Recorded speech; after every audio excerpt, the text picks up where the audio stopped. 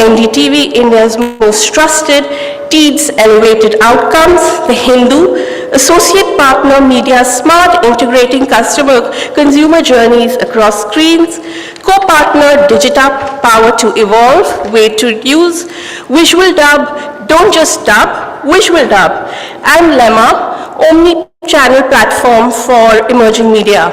I'm Simran Sabharwal.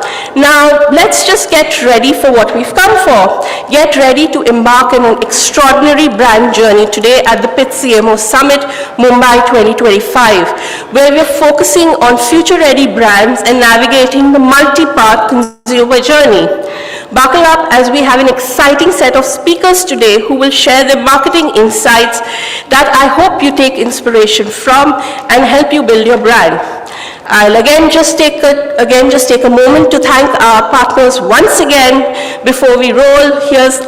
I would like to thank, like I mentioned, would like to thank our partners once again, co-presenting partner JioStar Network and Google, co-powered by partner Samsung Ads, Change the Way You See TV, and PrismX, simplifying connected ecosystem, gold partner TEED's elevated outcomes, NDTV, India's most trusted, The Hindu, associate partner Media Smart, integrating consumer journeys across screens, co-partner Digitup, Power to Evolve, and Way to News. First up, it's time for our partner message.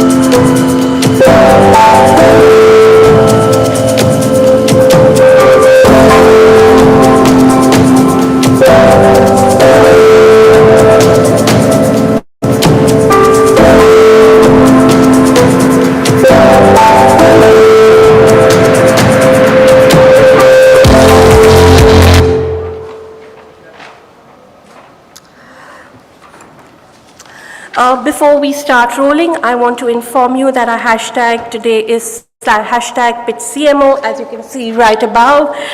Do share your thoughts online as you have a chance to win prizes. And another thing, we do have a quiz which will be there. That just doubles up your chances of winning something today. We have a great lineup of speakers today, so get set for an action-packed day.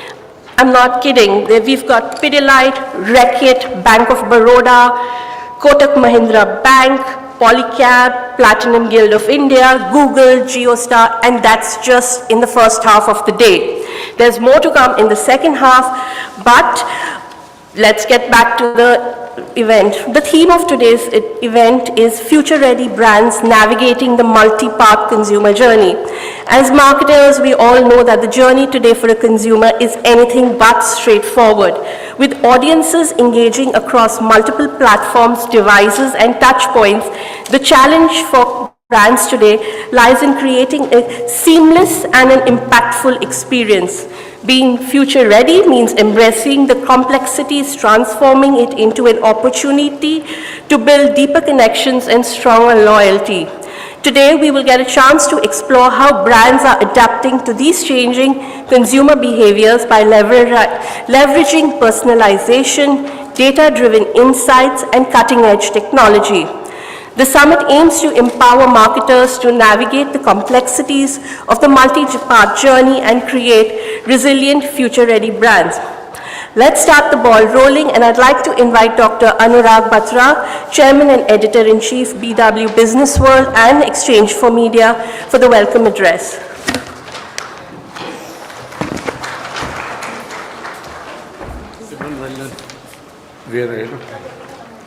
Good morning, it's my honor and privilege to be here. Please give a big round of applause for Simran. He puts this together for the last 12 years. Bigger round of applause. Clapping is good for heart muscles. And you know, she's an editor of Pitch and a very important part of our editorial team for the last 12 years. But today she wants to make sure we are on time. We have a very good lineup of speakers. Mr. Sandeep Tanwani from Pidilite is here. Please give Mr. Tanwani a big round of applause, bigger round of applause. Thank you. Some of you may have heard what I'm going to say today. The CMO Summit is a flagship event from Exchange for Media. When we started Exchange for Media, it used to be called the CMO Pitch Brainstorm. And then over the years, we rebranded itself. This is the 22nd year of Pitch, 21st year of Impact, 24th plus year of Exchange for Media.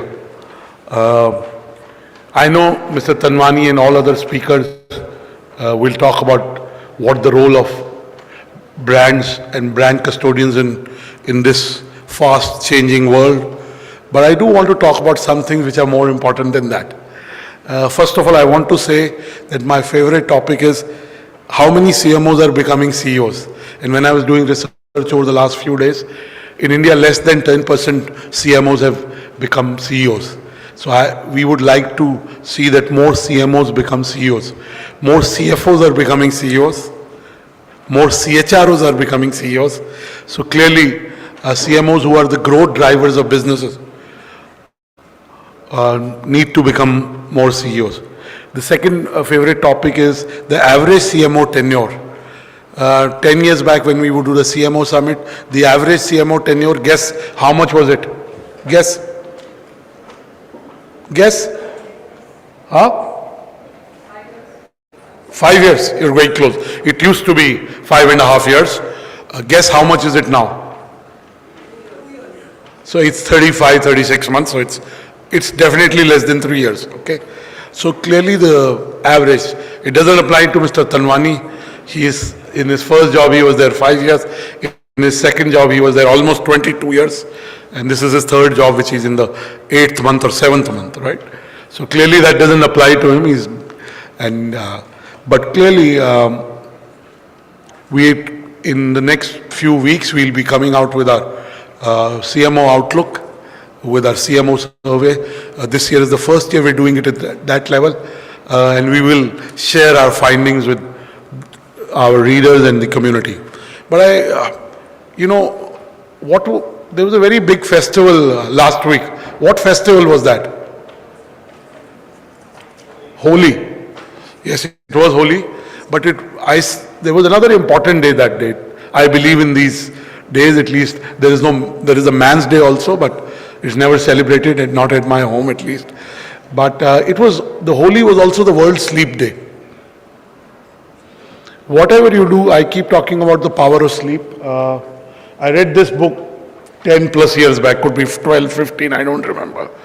It's called Why We Sleep. There is a TED talk. Whatever you do, sleep more, but it will enable you to do it better. You'll live longer, you'll have lesser disease. And with our phones, we are working 24/7. So whatever you do, sleep 8 hours plus. I met somebody who's very dynamic. He's built a university. And I keep saying to a common friend who introduced me that he's very dynamic, and in spite of his not being an advertiser, I praise him a lot. I went to him and I asked him, how many hours do you sleep? He said 4 hours.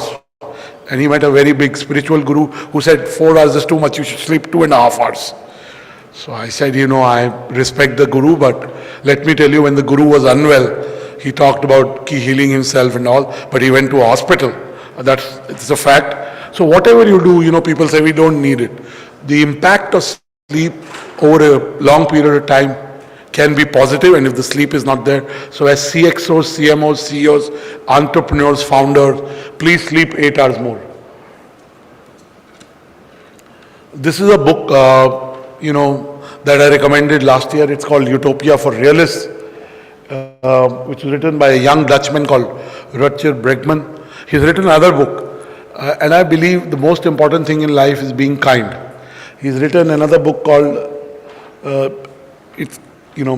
somehow Nivani's missed it. It's a book called Humankind, which basically says that humans are being very, very kind. We hear stories that people are mean, there is this. But he's done research over many years, and he's gone and met Auschwitz survivors and all kinds of people to be able to chronicle that human beings are actually very kind. Last but not the least, the most important thing, Donald Trump is wrong about a lot of things. He's also wrong about the fact he said famously during his first presidency that climate change is a hoax. It clearly isn't.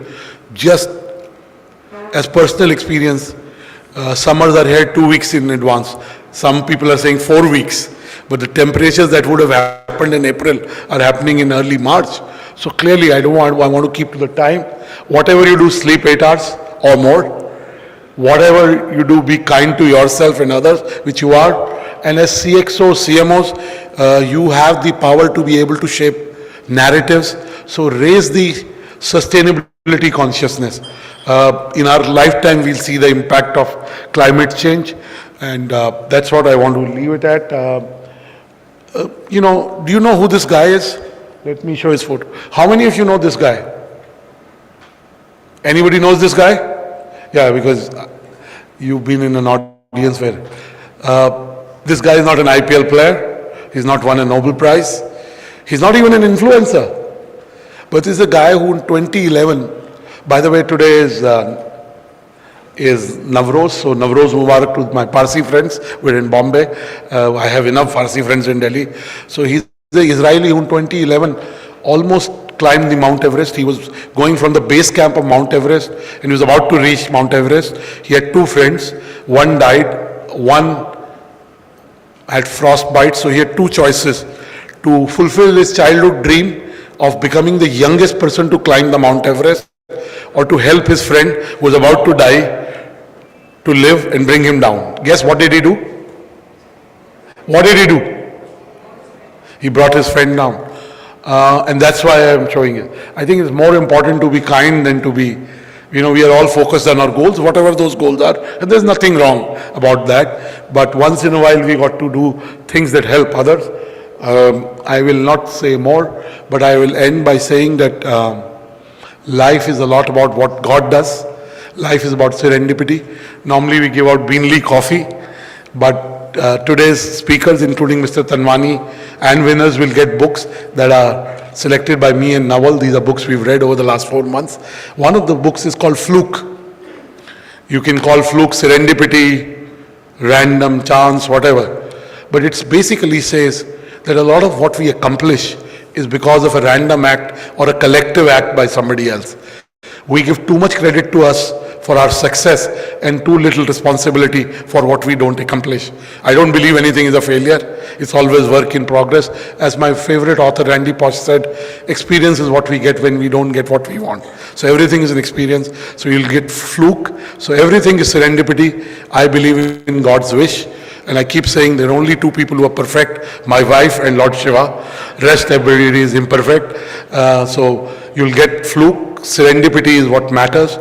And the best example is if Donald Trump hadn't ducked, the world would be a very different place. His just ducking made the world a very different place. So I wish you luck, a day of learnings. We did the Pitch CMO Summit exactly 1 year back on 21st March last year. Please give Simran and the E4M team that does a fair job. In the evening we have Pitch CMO Awards. We have India's biggest CMOs helming the biggest brands and businesses here. All the winners are coming.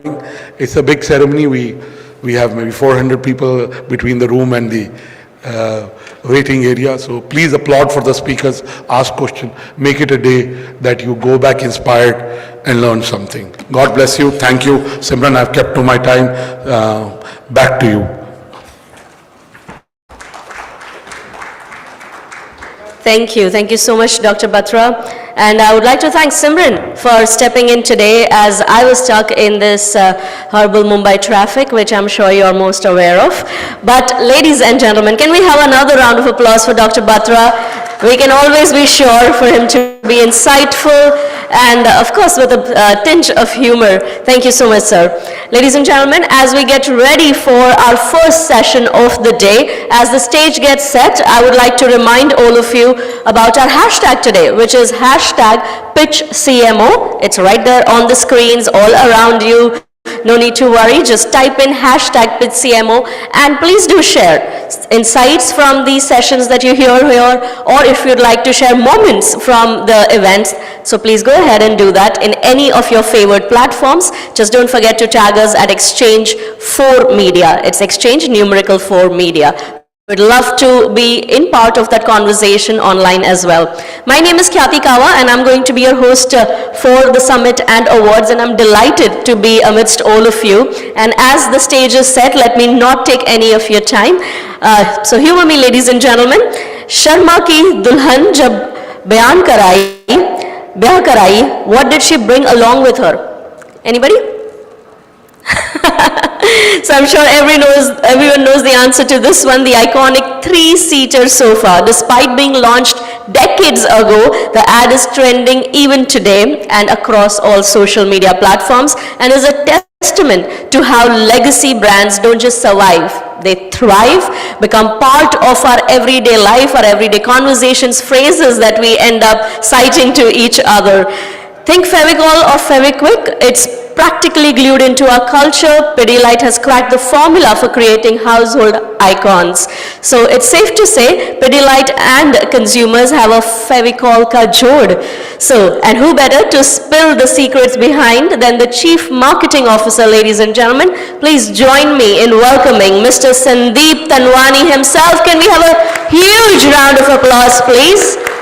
And to lead this conversation with him, we have with us once again, I'd like to invite back Dr. Anurag Batra, Chairman and Editor-in-Chief, BW Business World in Exchange for Media. They will discuss the topic, Iconic Brands, Secrets to Their Timeless Success. May I invite the gentleman to the stage? Ladies and gentlemen, can we one more time have a big round of applause for the gentleman?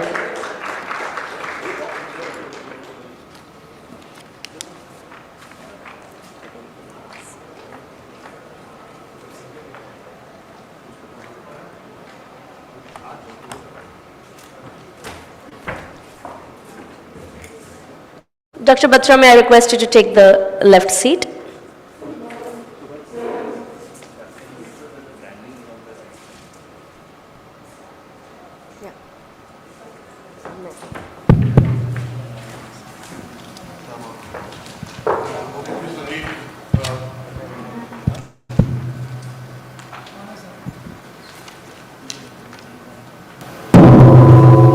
Thank you, Sandeep.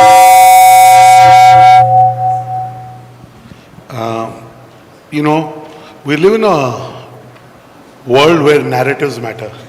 Whether you are the leader of a country, whether you're an entrepreneur, whether you're a CMO, whether you're a business leader, narratives matter. And the attention spans are very, very short.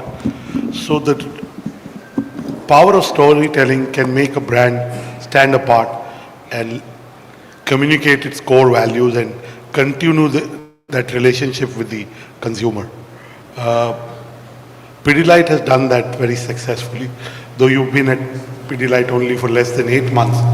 But tell us, what is your impression of the brands now that you're inside and leading them, vis-a-vis what was your impression outside? Firstly, thank you, Dr. Batra, for having me here. It's a real pleasure and honor to be with you. And thank you for starting off the day with some real positive vibes, especially the collection of books and sharing your own wisdom. So real pleasure to be here. Talking about brands, that's something very close to my heart.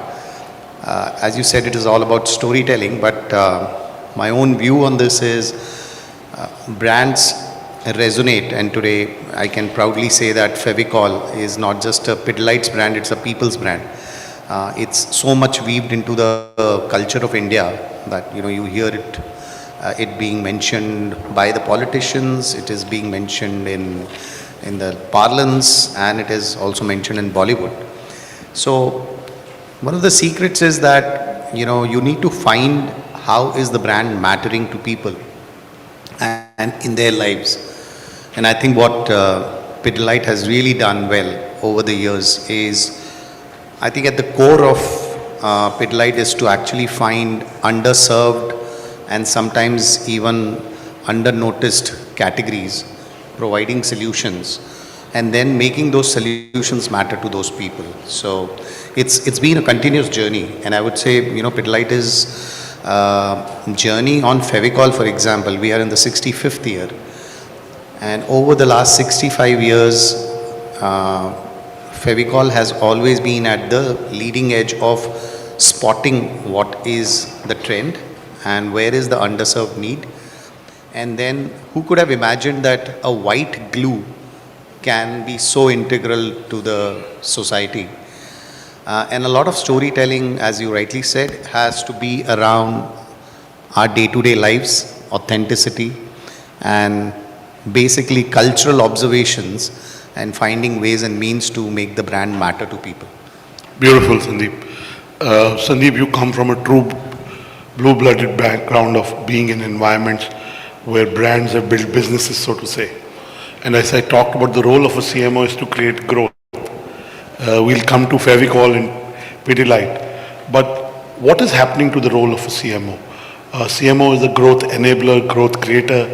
How do you see the role of CMO evolving from here on?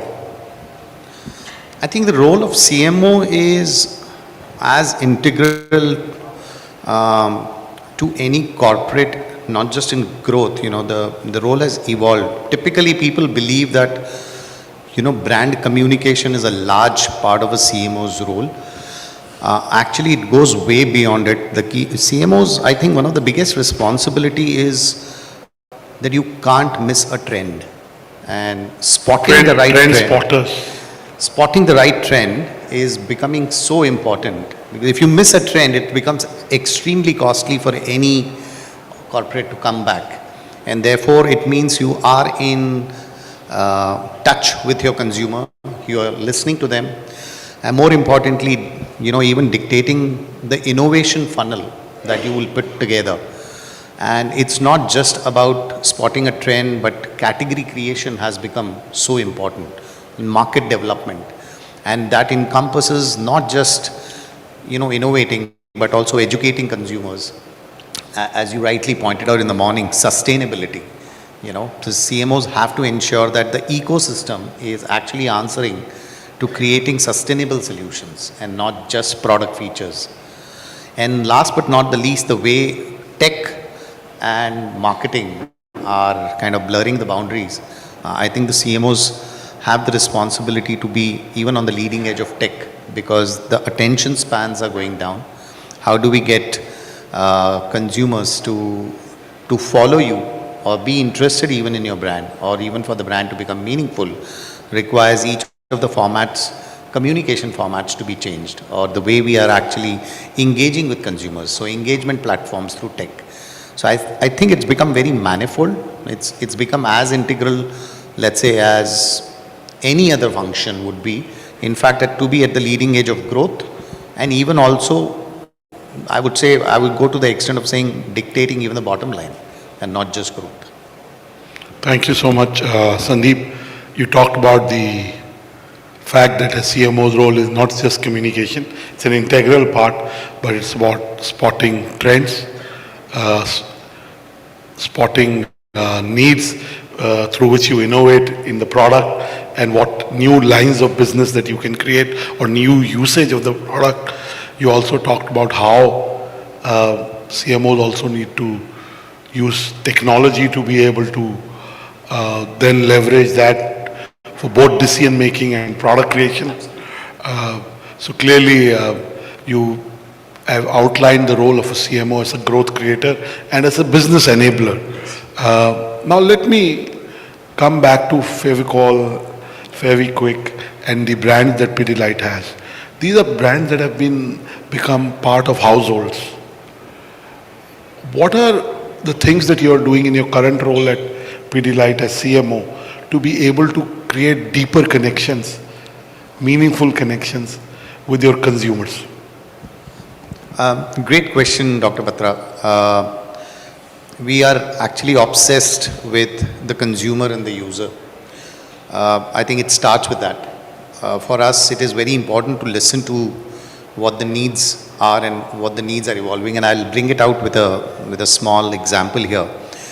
You know, one of the things that we are finding is millennials, for example, are behaviorally very different from their parents. And that is reflected in something called as a replacement cycle of, let's say, interiors or furnitures. You know, earlier, my parents used to think, okay, if we buy a furniture or get something made, it should last us for about 25, 30 years. Now millennials want a higher degree of change. You know, if you go to the metros, in fact, every 5 years people want their furniture to look and feel different. Now, in order to kind of serve this need, which wasn't existing about a decade back, you know, Fevicol has innovated with a solution called Fevicol Relam, which means you don't need to discard your furniture. You can change the look and feel whenever you want with the minimum hassle without even shipping it out. You know, it has to be done within the home. Now that's an innovation which will come into play only if you are listening to the consumers and understanding what's the new needs. So one of the things that we are very obsessed with is what are these changing trends and how can we design solutions and create brands out of them that keeps the brand contemporary. So as we said, Fevicol Mazboot Jod is something that's been there for 65 years, but now this is another Mazboot Jod that we are trying to do with millennials by bringing in things that they like, by bringing in solutions which they desire. So that's one example. Beautiful example. Clearly millennials want to upgrade or change the environment every now and then. Let me now come to another. You alluded to the use of technology. Today, the biggest buzzword is generative AI, martech, ad tech. Give us a sense of what is, as a CMO, as a brand owner, as a business owner, what is your usage of martech and how is Gen AI impacting the way you look at insights, the way you do some of the communication? Are you using Gen AI tools to be able to create communication?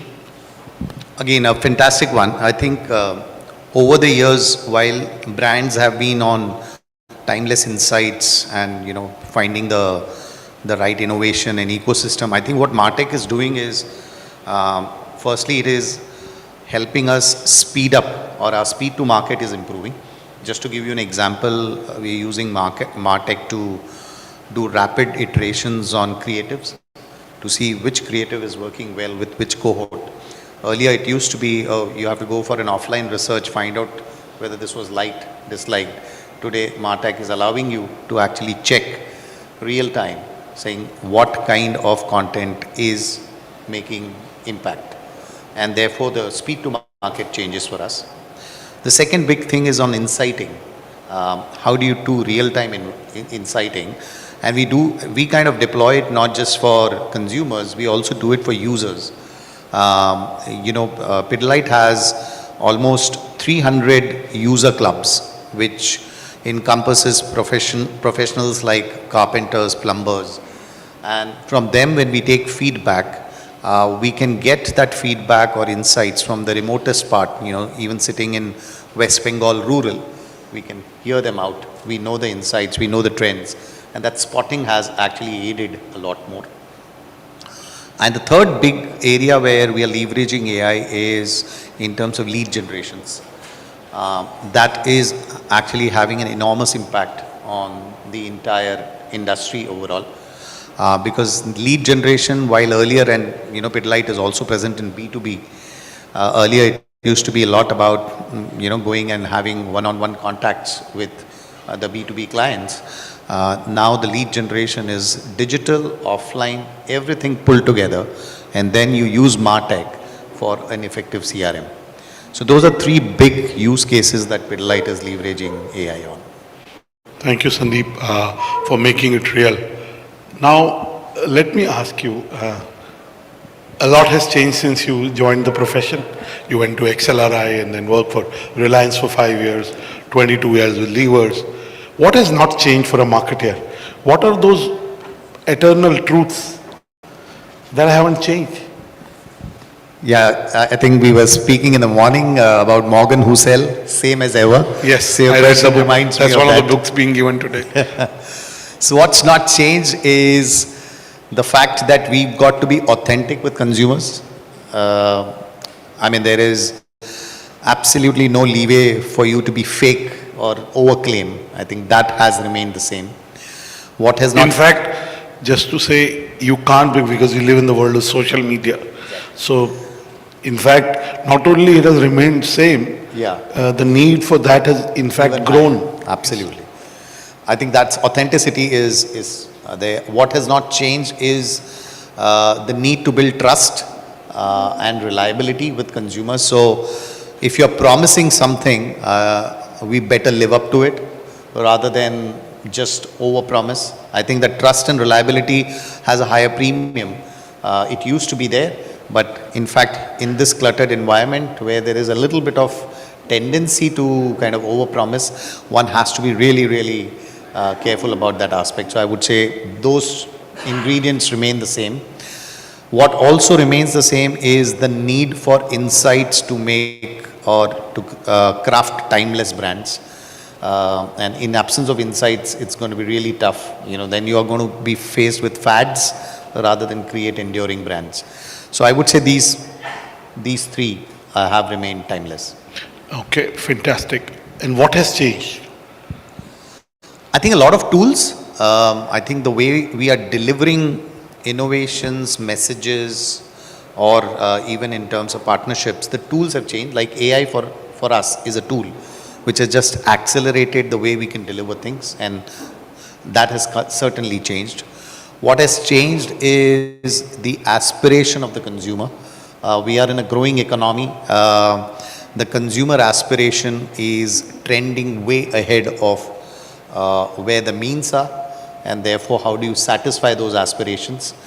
What has also changed is the whole urbanization. It has kind of made it happen that what is available, physically available, mental availability of course has gone up because social media is there, but physical availability requires a faster ramp up. You can't just be a metro player anymore. You've got to be serving the aspirations of every Indian. So I think those are the three big changes I am observing. Sandeep, what is a typical day for a CMO like? Somebody who has a large portfolio of brands. The brands contribute tremendously to a very large business. It's iconic in some way.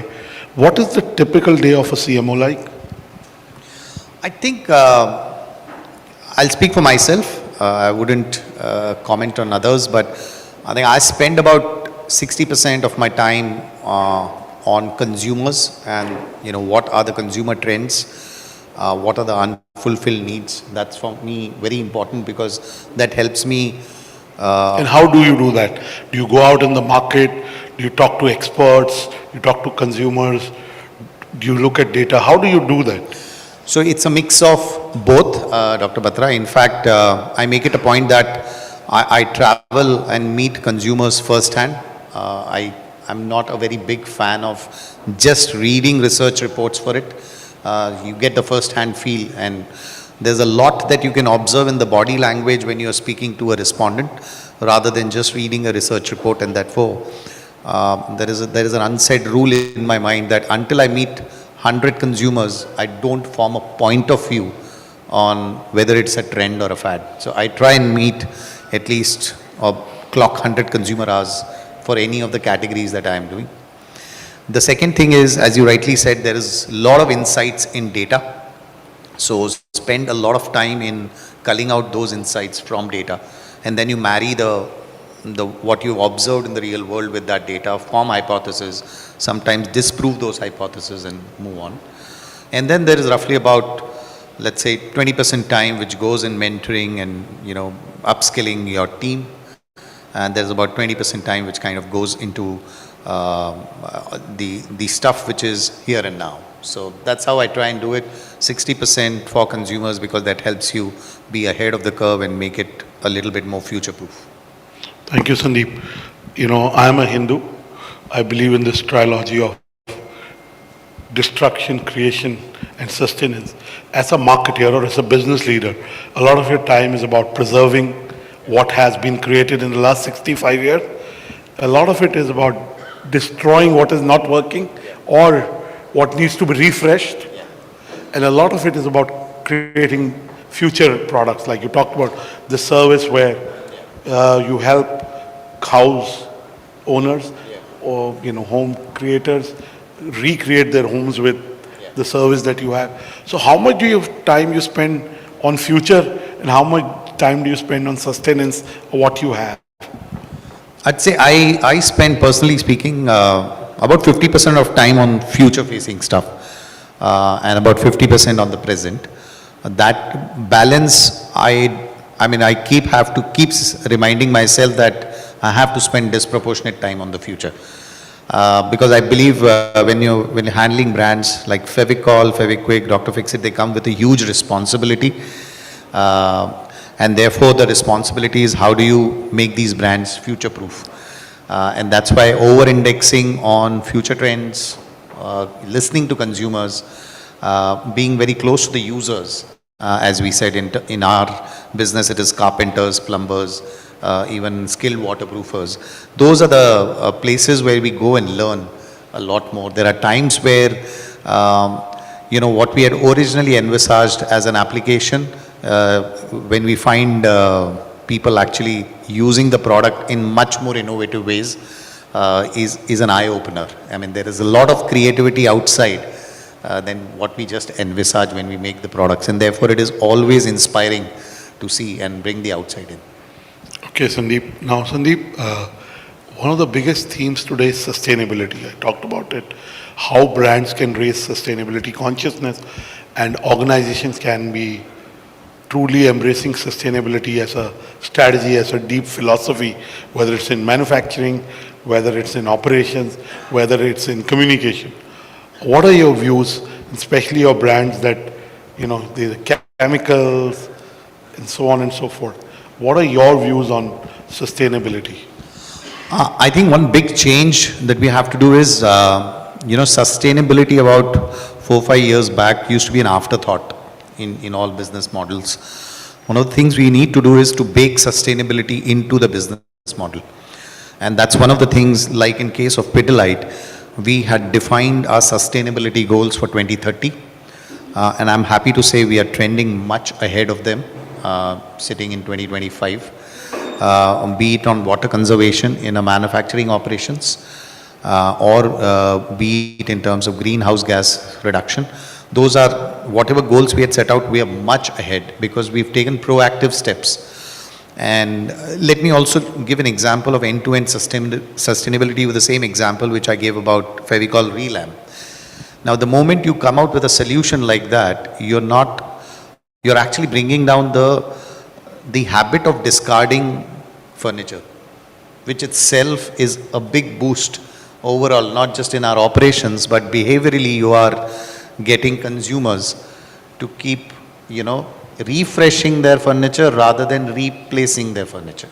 Now that itself is a big step towards sustainability, and if collectively we all do it together, the impact could be huge. Sure. Now, let's come to communication. Okay. You work with the top names in advertising, in communication. Have agencies been able to reimagine themselves for a future that may be very different from the past? Are agencies keeping pace, both creative agencies and media agencies, with what's happening with your pace of growth? I would say the pace of growth is absolutely scorching in terms of what's going on. Firstly, there is this whole convergence between media, entertainment, and commerce.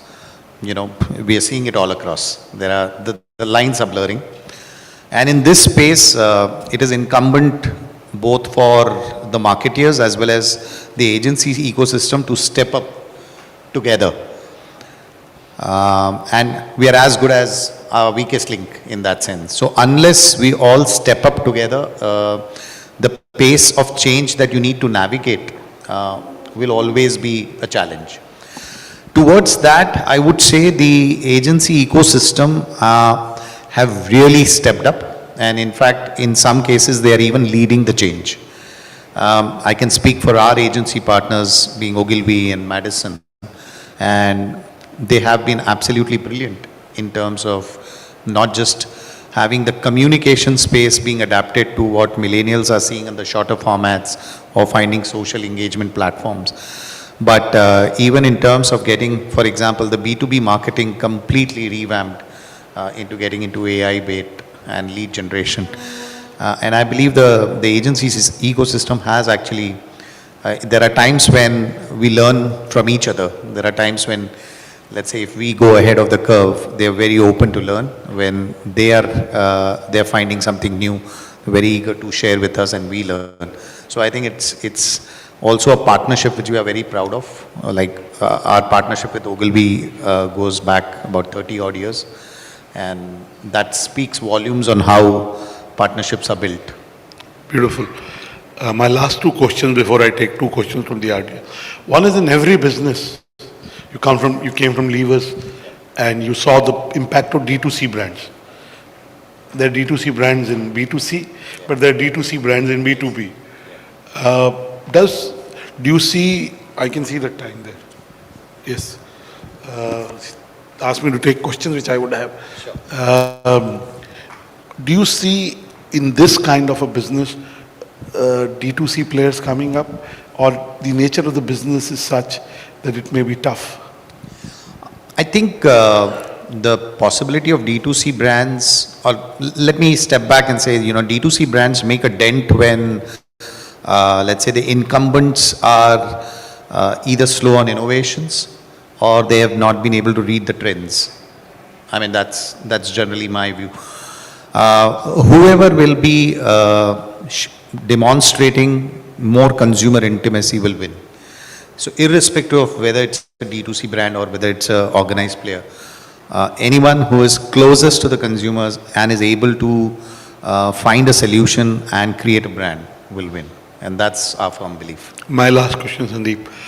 Give us 2 or 3 insights to business leaders in this room, CMOs, people who are watching you on exchangeformedia.com and Pitch on Net. 2 or 3 trends that you can see, which may be small just now, but you see them impacting business in a big way. Great question, Anurag. This is something that kind of always keeps me busy throughout the day, as I said, and keeping on trends. I think one big trend that we are observing is how over-indexed is convenience for millennials and the younger generation. I think at this point in time we underestimate it, but it will surprise us. The way, and there are early indicators. And the rise of Q-commerce Absolutely. is an outcome of that. right? Absolutely. I think the other piece which is happening is, consumers are going to look for more and more solution finding rather than products. And therefore, what it means for marketeers is you really need to understand consumers as human beings and not just, that you're selling something to them. So, what are the emotional triggers are going to be as important as emotional, social triggers are going to be as important as functional triggers. I think there is more scope to work on that. And the third trend, I would say, is there is a high-end awareness and sensitivity to sustainability. And it's a trend which is staring in our face. It's something that is important for us to address as brands have a great responsibility while they serve the consumers. Thank you, Sandeep. Please give Sandeep a big round of applause, and we can take one or two questions. Please raise your hand. Yes, sir. Can we get the mic to that gentleman quickly? Okay, go ahead. Yes. Yes. Basic brand personality archetype of Fevicol is gesture or humorous. Is it risky to change brand personality? That's my question. Thank you for bringing that question up. I think we've used humor because it resonates with every age group. It resonates with all consumers. Is it difficult to change that? Answer is yes, especially for legacy brands, and especially when the brands are so strong, when they become a part of cultural parlance. Unless we have a very compelling reason, I wouldn't recommend it for other brands. So that would be my view. Having said that, are there any examples where the brand personalities have changed? The answer is yes. But to your particular question, given the number of consumers we touch, the number of consumers we serve, that tonality, that personality has served us well, and therefore I don't see any reason for us to change. Humor is the glue that holds Fevicol's communication together, so to say. One more question. Okay, the gentleman here. Yes. Yes. So I think you built, the brand portfolio of Finland has been built around the construction starting with that and then kind of gone on around it. And now you've kind of taken the leap into the big boy, the way the making phase, like phase. So how do you envision taking on a brand which is probably as iconic as you in a different industry, in a different space? Firstly, I think we have entered paints category in places where we think there is a right to win. I don't think we are taking on anyone. There is enough and more or big enough market for many players to operate. We are operating in the segments where we believe the consumers are underserved and where we have a right to win. So we've started with the brand called Haisha, and we've piloted in Tamil Nadu. And that is a place where we believe it helps us to expand our offerings to the consumers that we were always serving, because we are also present in construction chemicals, and having paints in our portfolio was a logical conclusion. And the cost of B2B construction chemicals has gone up 40% in the last 2 years. Last question, we still have a couple of seconds. Yes, quickly, short one.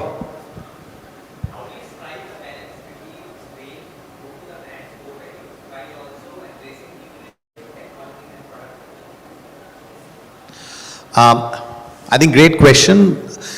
What one has to do is, firstly, don't deviate from brand promise. The way you're delivering has to be in the same tonality that we find resonating with consumers. And the basics, as I told about, having a strong consumer insight. So those are things which don't change. What change is the tools that we use. And therefore, what we try and do is look at the basics, don't, as in stick to the basics, do the basics really well, but keep changing the tools and being contemporary. So the tools could change, but the basics of the brand remain a constant, and that builds timeless consistency. Thank you so much. We're out of time. We like to stick to time. The next speaker is here, so please give Mr. Sandeep Tanwani a bigger round of applause. Thank you. It was a pleasure. Thank you so much, gentlemen. May I request you to stay a moment longer and give a small token of appreciation to Mr. Tanwani. Ladies and gentlemen, one more time, a big round of applause for Mr. Sandeep Tanwani. Thank you for joining us today, sharing your insights and the story of Pidilite. Thank you so much.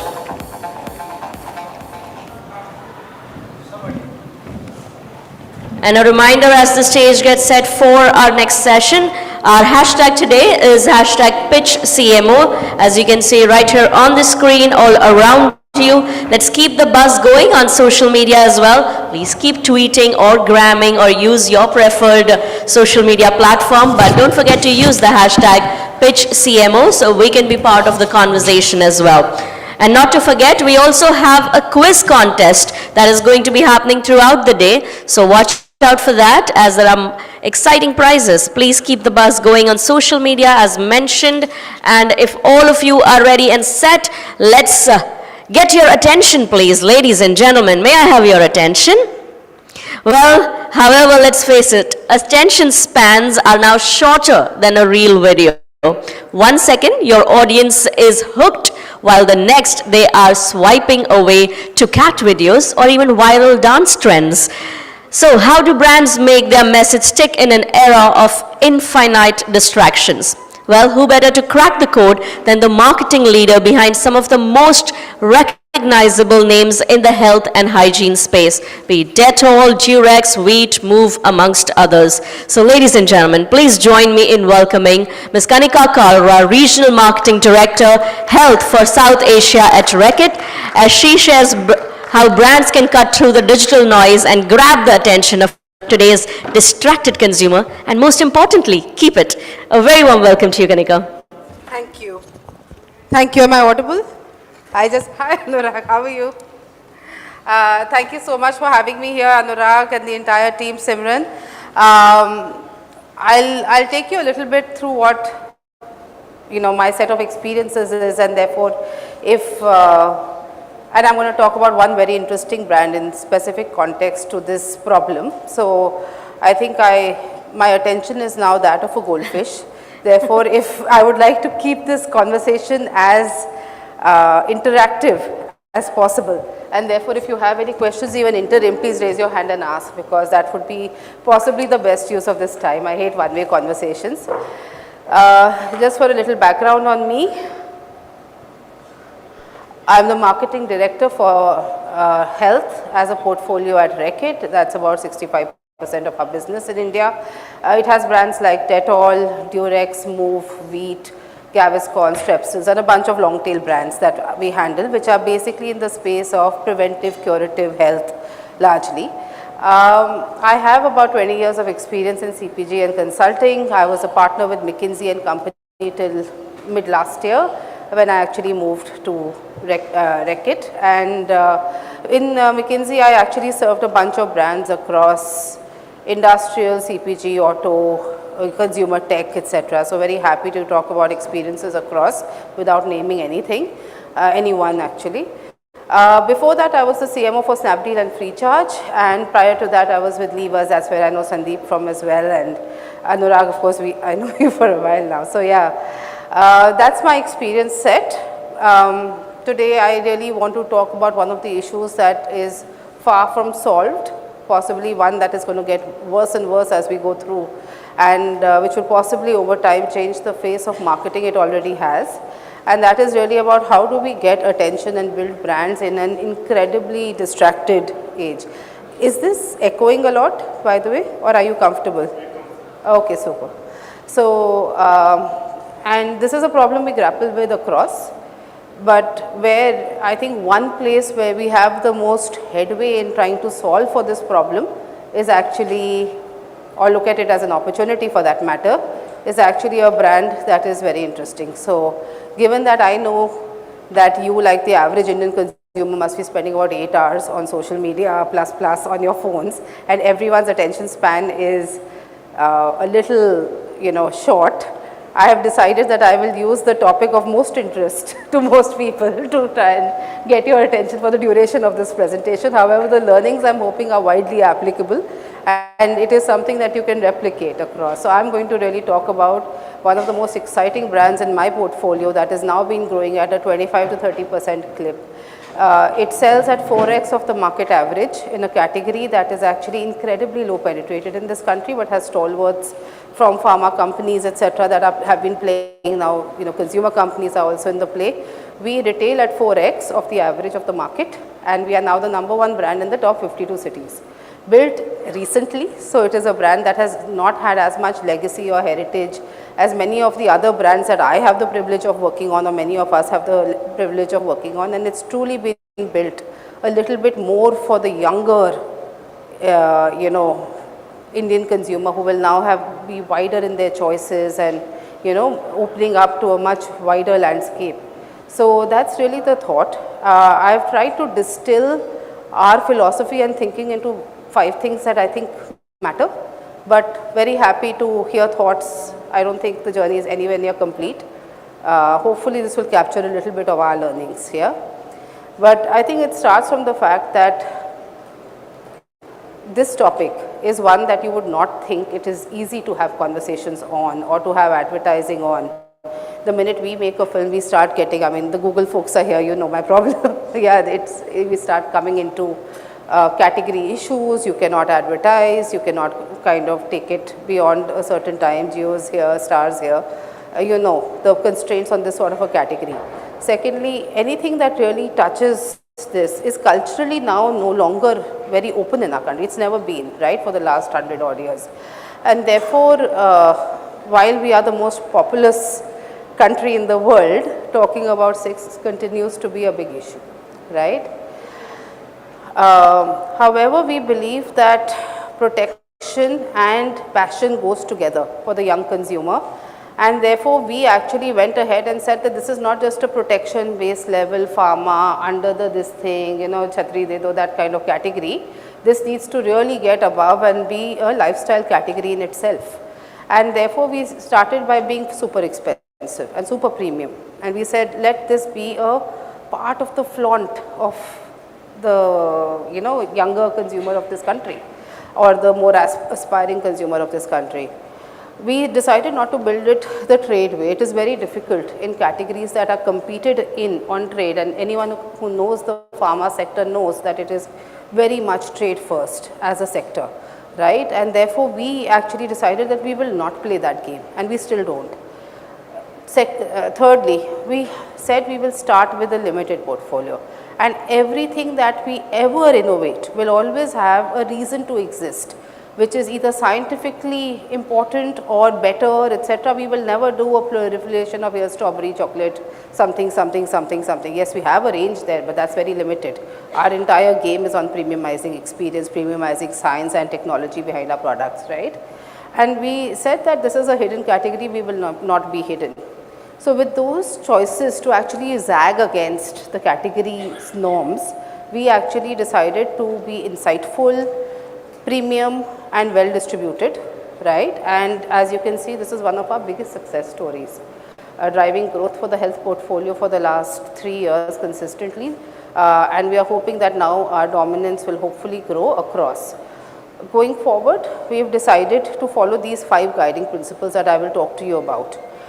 What we've realized is that owning a consumer need is not about owning a category, right? And therefore expanding that need beyond the basics of one category and saying that I can apply to multiple sub-segments that all stand for the same need is a big part of the flex of the digital world.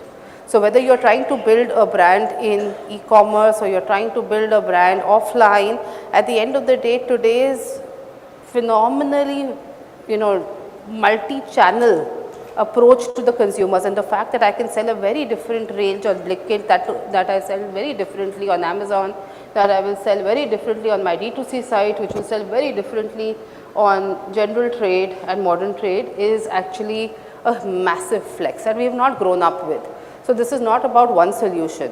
Therefore, the advantage there is that if you are building and spending in this cluttered world, and I am coming back to lack of attention, it costs a lot more to get attention today, it costs a lot more to build a brand today.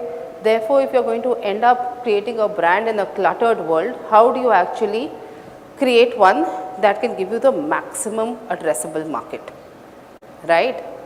And with that, what we did on Durex, and I'll just keep zigging and zagging, I hope, is that we actually said we are not just about condoms. We are actually a lifestyle brand. And we said if it is about having the #1 intimate lifestyle brand for the mindful explorer in this country, then should we not just do condoms, or should we also not do lubes that enhance the experience? Should we not do devices and playthings that bring a sense of play to the experience? Should we not do performance enhancement, which is, you know, your Shilajits and Shatavaris, etc., but possibly the best quality stuff available in the market so that you are able to enhance. So we have actually gone from being a single category, single product sort of solve to become a multi-category lifestyle brand that can now amortize the money that we spend on building Durex as a brand across multiple categories and can use different channels to reach the consumer. So things play very differently here. Our condoms obviously go across general trade, modern trade, etc., but we sell a very different portfolio to the long tail stores versus what we do to the top stores, what we do on our D2C website, right? And the amount of premium we charge is actually quite different because we have different ranges that operate across. Similarly, lubes is largely a digital play, but we are slowly getting into top stores. If you look at playthings and devices, it is actually on our D2C website, which is now one of the larger ones and run profitably because we don't have that kind of leeway that we burn a lot of money to build a D2C site. So we actually have an active D2C site that is incredibly profitable. And we have now launched performance enhancement ranges as of 2 months ago, and they are selling across e-com, MT and D2C. So it gives me nuance and play, and that's a big advantage of today's fragmented trade situation and as well as fragmented awareness situation, because I can actually build different needs for different audiences quite distinctly. Third is how do we actually ensure that we ride mega trends, right? And if quick commerce is a mega trend that is happening in this country that is changing behaviors, how do we ensure that we use every opportunity to open the doors of the consumer and build our penetration and build our regularity across categories? We are, by the way, doing it across our categories. Dettol sees 30% of its business on quick commerce come from categories that are unique to quick commerce. They are not present anywhere else, not even in modern retail.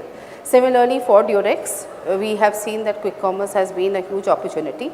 We have done things that have been able to get closer to the time of actual consideration, which is basically do nighttime stores, do lifetime discounts, etc., do advertising at the right moment so that you are closer and closer to when the consumer really feels the need so that you can actually end up bringing it alive. And now we have started creating our own occasions.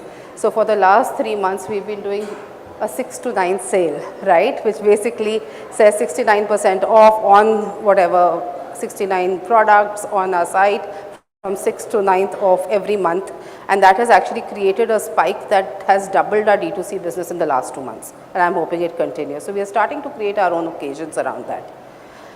I think, so the second is really, I think Sandeep was saying it, be in your consumer's shoes, understand when they most need you, understand micro moments, understand sub-segments, and understand what trends are anyway hitting them, right? For whatever it is, quick commerce is here to stay for now, right? And it is very, very large. So how do we actually leverage that to the extent possible? Third, deep insight matters and move the business. That is an age-old truth. And that is something that has been true of our category as well. Whenever we have decided to play a Me Too, strawberry flavored whatever, we have not won, right? Because there's no reason for you to charge a premium for it. But the minute we decide that we can play this differently and have a very different tone of voice and have a very deep insight, we actually win. So I'd love to show you some of the commercials. Actually just one that I would really like to show you. If someone can play the Come Together one, which is the second one.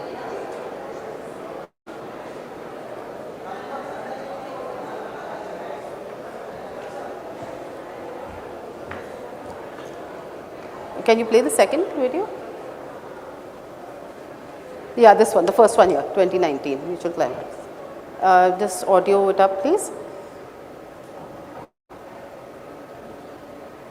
Just start it again with audio in full.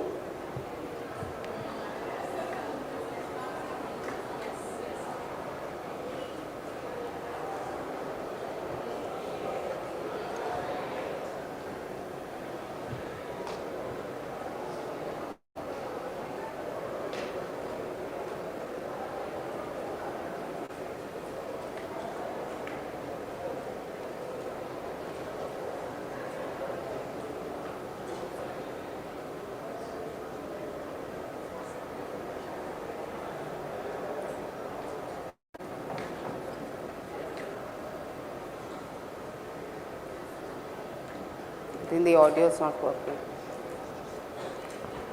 Okay, I can, while you get the audio running, basically this goes on a very basic insight that there is a orgasm gap in the country. Women don't orgasm when most men do, right? And I think the surprising fact was not that there is a gap, but for most men, women end up faking it and men don't know, right? And that was a little bit of the insight on which we built the whole story of this. It's okay, you don't need to play it now. This entire story is using a metaphor of finishing food, right? The guy finishes really quickly. The woman is still toying over her meal. And you just say that, listen, it's important that when you start together, you finish together. And the product is therefore attuned to actually helping that happen, right? And if you go to the next, and the technology in it is such that it helps her come faster while he comes, right, at the same time. So it's called mutual climax. It was one of the things that really helped us deal in a very different space. And what we end up doing therefore is having, not just doing a film, but then having this conversation as provocatively as we can, but as respectfully as we can. If you go to the next page, please. It's okay, leave this, just go to the next one. Just get the audio running for the next set because that won't work without. Yeah, so which is really about how do we do a really proactive conversation that did you know that she's faking it for you, for example.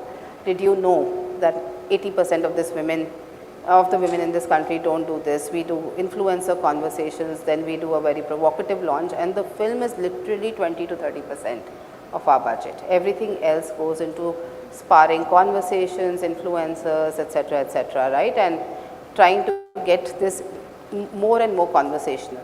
And this is a little bit about, I think, the attention deficit economy that we are, kind of existing in. That unless we are able to use the mediums that we have for the strength that they have, which is really that of a two-way conversation, we don't get attention.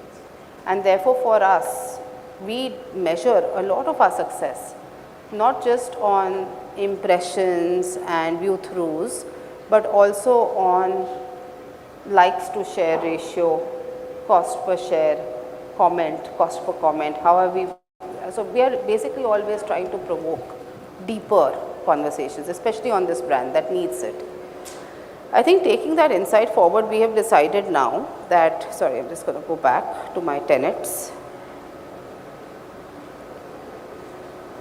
When is it that I need to, sorry, I should put this more often. Okay, finally to the point that I was saying, conversations are important and community helps you build your brand, right? I think there are obviously OGs in the space like Apple, etc., who have huge communities that have powered them. Even Sandeep was here, Pidlite is a community-driven brand. Fevicol at the end of the day has been classic at driving their Champions Club, etc., right? However, today it is important to build these communities also digitally because we don't have the mind space and it is very expensive to go offline. And what we are doing now is something that we've just started about a month back to encourage this thoughtful conversation that we say. And one of the things that has helped us, one second, is actually this entire world of podcasting. So a month ago we launched this, the Durex podcast. Can we play this with the sound if possible?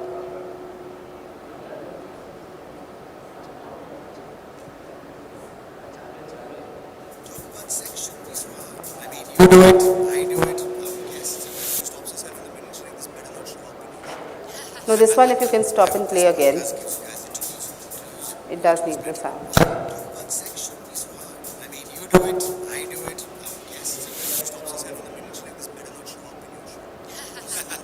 I think there's a problem. Okay, maybe read the subtitles and add the sass in your mind. A little bit more to the left, please.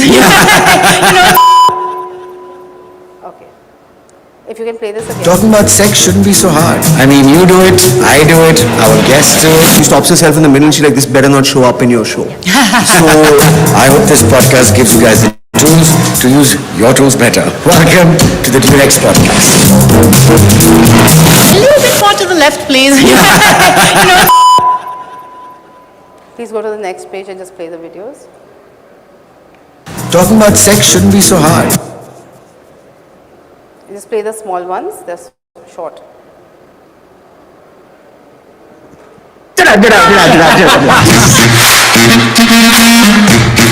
What does let's end good sex even mean to you?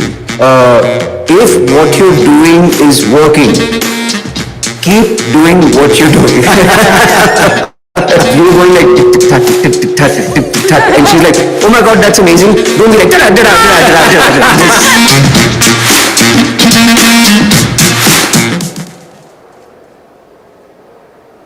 I'll take the handcuffs because many people tell me I'm going to get arrested anyway. So might as well have my wife do it instead of the authorities. Yeah. So we basically put content out there in the form of a podcast, which we intend to continue regularly. Podcasts are built over time, is what all the experts tell us. But I think we've had a good start. We've seen some good results. And yeah, if you can actually, this is just the first episode, right? And we've now put the second one out there, so please follow us and tell us if you like the content. Would love to hear from you as much as possible in terms of whether it is good content or not. And what we are doing it is we are actually now cutting it, running it both for the equity of the brand, because, what better than to stand for mindful and respectful yet exciting conversations in sex, right, for the mindful explorers of this country.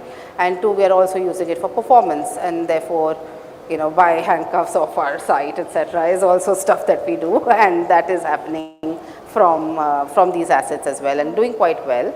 So the hope is that we now go beyond just one-way advertising and get into content. By the way, we do this a lot.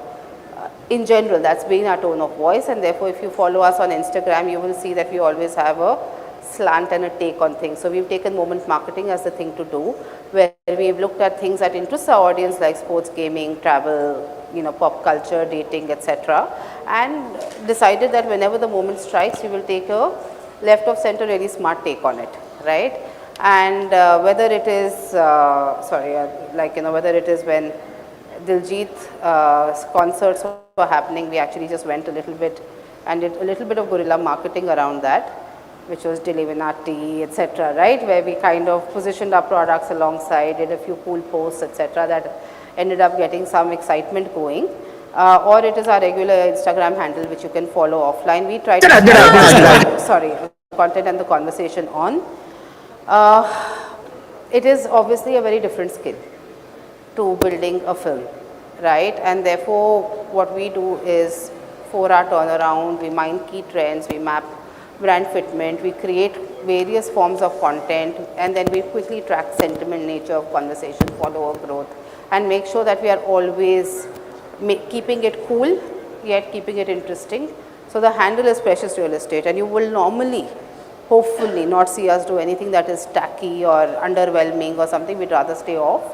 then do that. But whenever we do something, it's normally interesting, and we do end up posting 2-3 times a week.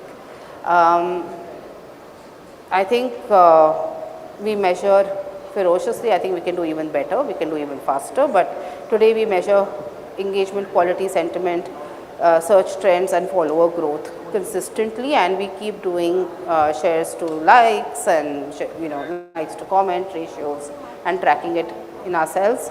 This was something that I think the team put together to teach an old frog like me how we do this, and therefore they said, think of a house party, and social media is a house party, right? You need to be able to attract people to your party to begin with. People don't come because you compel them, right?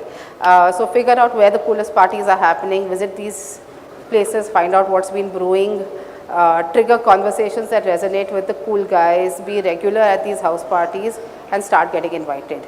And therefore that's really, which platforms should you go to, what audiences are listening, and content buckets.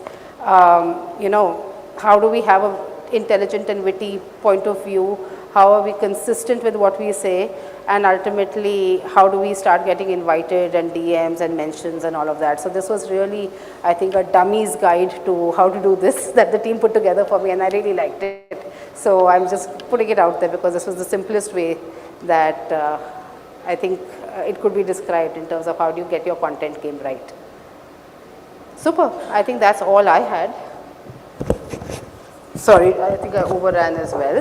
I don't know if there are any questions. I'm happy to take them offline if we don't have time. No, we'll take at least 1 or 2 questions. So if you have a question, please do raise your hand. Sure, yeah. I see 2 hands. Just give us a moment, we'll bring the mic to you, yes.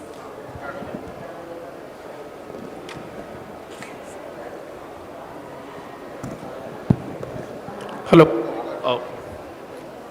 Hi. Good morning. I have a question on the podcast bit. I just wanted to understand what was the objective of the podcast for a brand like Durex, which is already, it's already known. 1, 2. Are we plus with respect to reels or shorts, wherein you're reaching out to consumers on social media? Is our objective to drive those consumers on the podcast, which are fairly lengthy, and when we speak about the time that the consumer spends on any activation is very minimal, what would be the entire view-through rate of this podcast, if I have to understand? Sure. So I think Durex as a brand, as it builds its equity in this country, has decided that having open, being the brand that is the most mindful yet exciting sexual lifestyle brand in this country is the space for us to be.